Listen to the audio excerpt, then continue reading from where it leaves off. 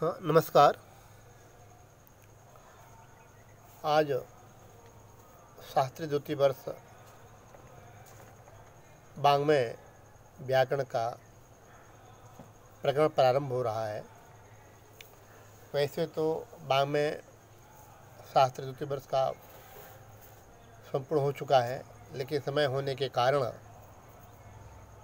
पुनः बच्चों की इच्छा है कि पूर्व कृदंत प्रारंभ किया जाए।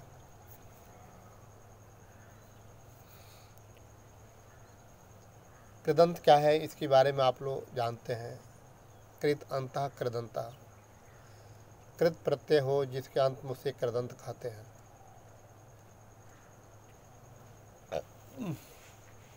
अब हम सूत्र प्रारंभ करते हैं। सबसे पहला सूत्र है पूर्व कृदंत में अड़बुल त्रिचौ। अड़बुल त्रिचौ ये दो प्रत्यय हैं, अड़बुल और त्रिच प्रत्यय। ये कहाँ पर होते हैं तो कह रहे हैं कि धातु रेतौ अस्तः। ये जो दो प्रत्यय हैं वो धातु से ही होते हैं।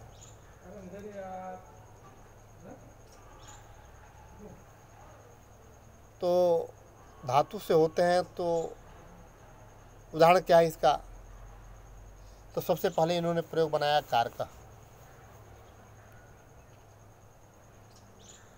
कारक में धातु क्या है, प्रत्यय क्या है,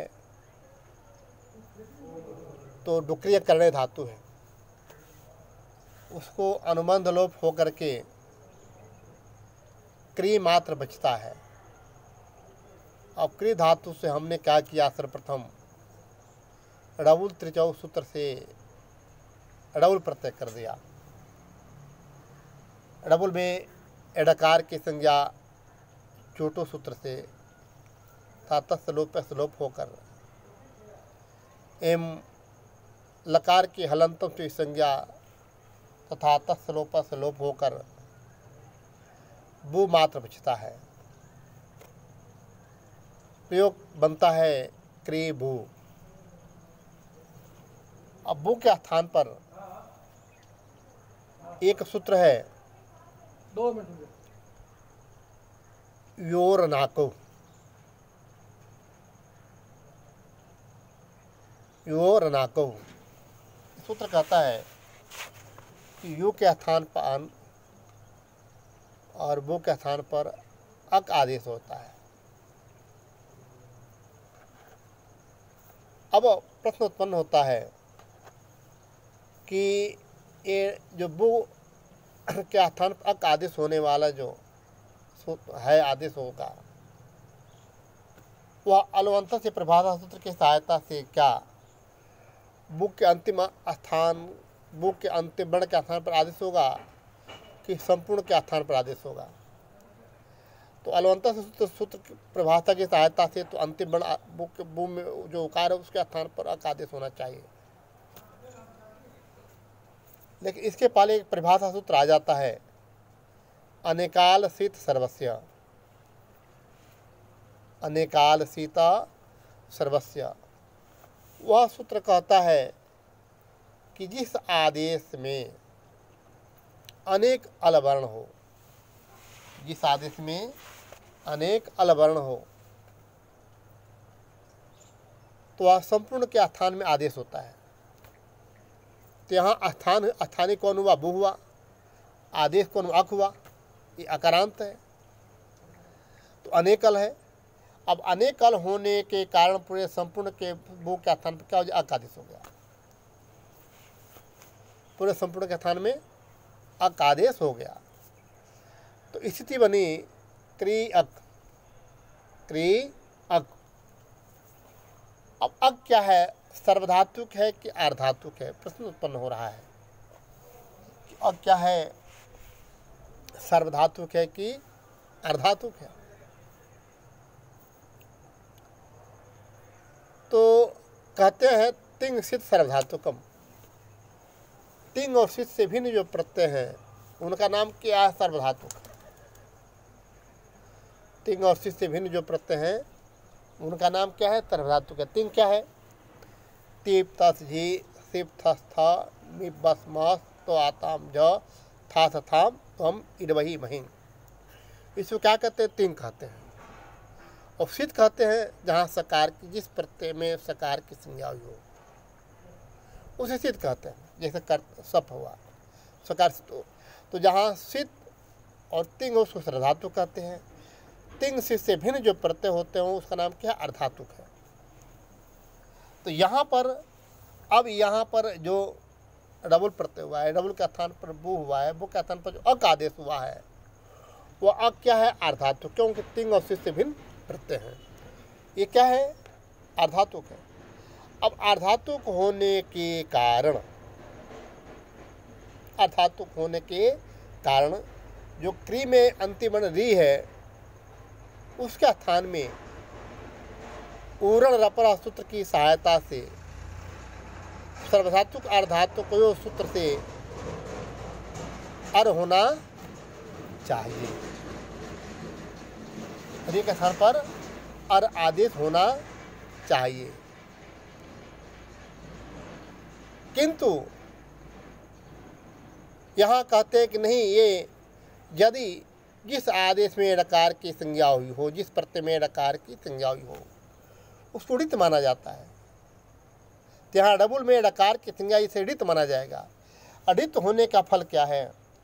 अचोणित सूत्र आता है, कहता है नित ऋत प्रत्यय पर में हो तो अजंत क्या होती? वृद्धि हो जाती है।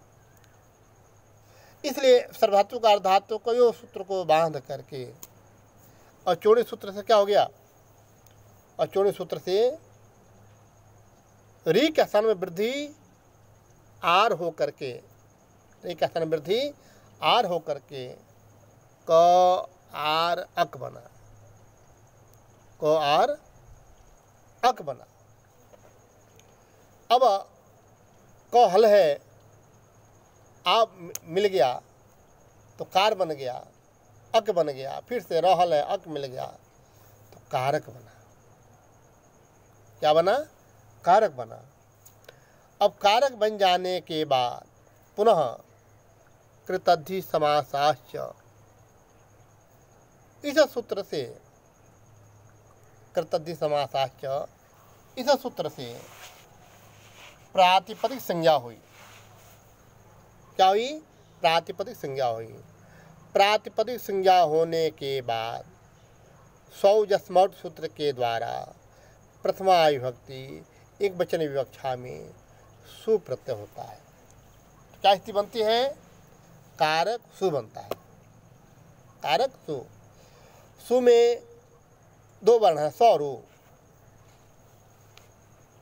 अब इसकी उपदेश अजनुनासिक सुमोजोकार उपदेश और नासिक है, और नासिक अच्छा है।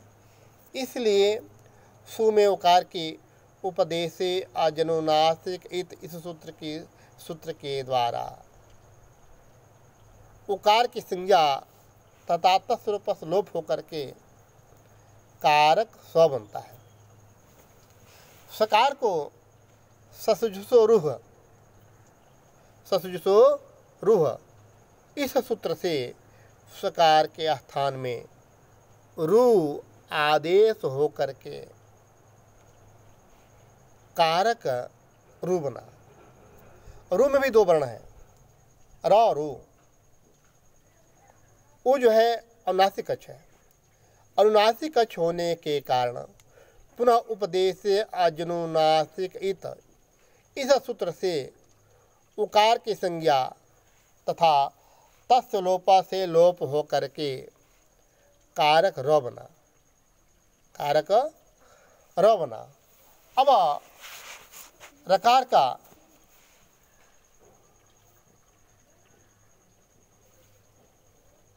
खर बसाने विसर्जनीय, खर बसाने विसर्जनीय, इस सूत्र के साथ, इस सूत्र से रकार के स्थान में विसर्ग होकर के कारक प्रयोग सिद्ध होता है। कारक प्रयोग सिद्ध होता है। इसका रूप कैसे चलता है? कारकः कारकौ कारकाः कारकम कारकौ कारकान् कारकेण कारकाभ्याम कारकैः कारकाय कारकाभ्याम कारकेभ्यः कारकात् कारकाभ्याम कारकेभ्यः कारकस्य कारकयोः कारकाणाम कारके कारकयोः कारकेषु हे कारक हे कारको हे कारकाः। इस प्रकार संपूर्ण कारक शब्द सिद्ध होता है। अब पूरा कारक शब्द तो आपने सिद्ध कर लिया। ऐसे ही जितने ऋकारांत हैं, जितने भी संसार में धातु जो धातु हैं और ऋकारांत हैं, ऋकारांत जो धातु हैं, उनसे जैसे ह्री धातु है तो ह्री धातु से अक प्रत्यय होकर के डबल प्रत्यय होकर के डबल स्थान में अक होकर के है कि नहीं।